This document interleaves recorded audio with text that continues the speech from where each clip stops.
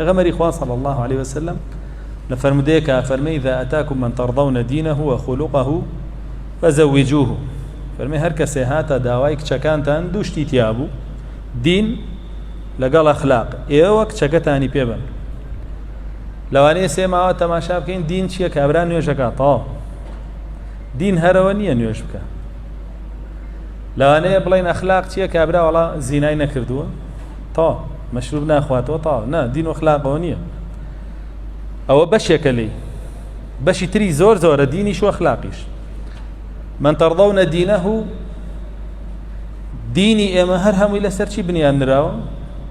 لا اله الا الله محمد رسول الله يعني هر کسی هات داوای کچتان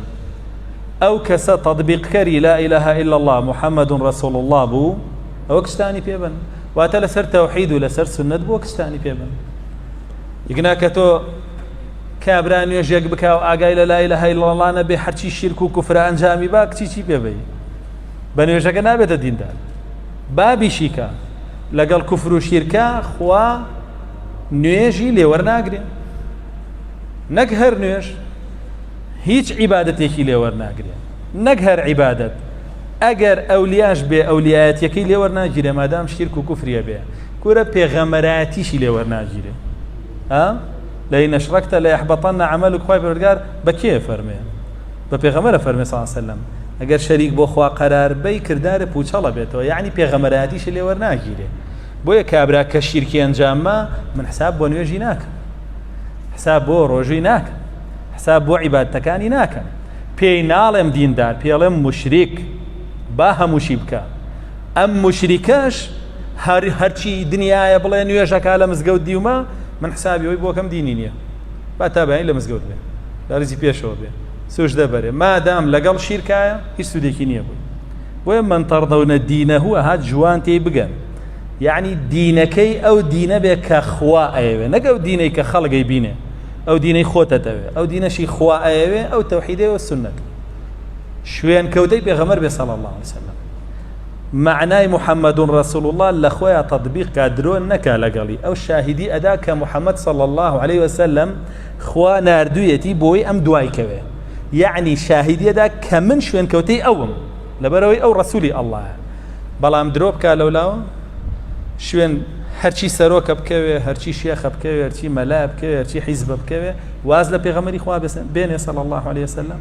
خواز هێنان لە پێغەمبەری خوا صلی الله علیه و سلم بەوە نییە کە بڵێ کاکە من شایەتینە ئەم پێغەمبەرە خۆ منافقینە هاتن بۆ لای پێغەمبەر صلی الله علیه و سلم یانوت نەشهەدو ئینەکە لەڕەسوڵ الله شایەتیان نەدا ئەوانیش بەدەم شاهیدی ئەدەین کە تۆ پێغەمبەری خوای پروردگار بە درۆی خستنەوە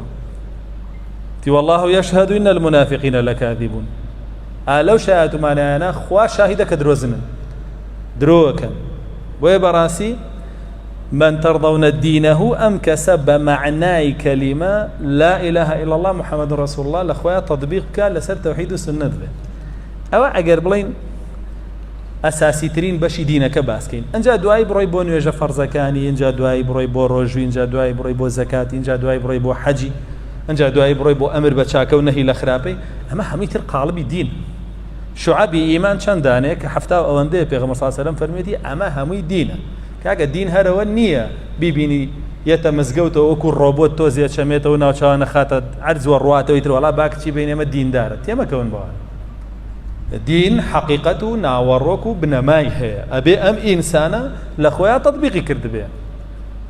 بەسیطترین بنەمای دینەکەی و ئەساسیترین بنەمای دینەکەی کە زۆر بە ئاسانیەتوانە فێری بێ و لە خۆیان تەطبیقی کە ئەو لا إله إلا الله محمد رسول الله باشا فرمي حديثك وخلقه أخلاقيش أخلاق ونية عارق نخواته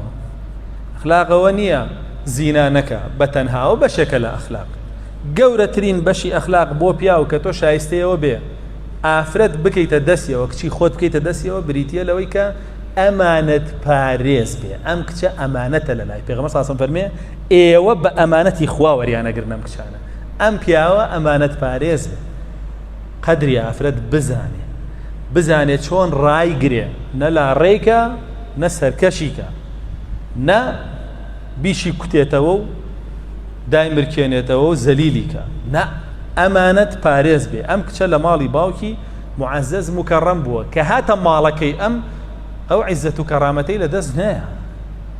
چونکە لەوێوەی تر لەم مەسئولەکە کەوتە دەستی ئەوە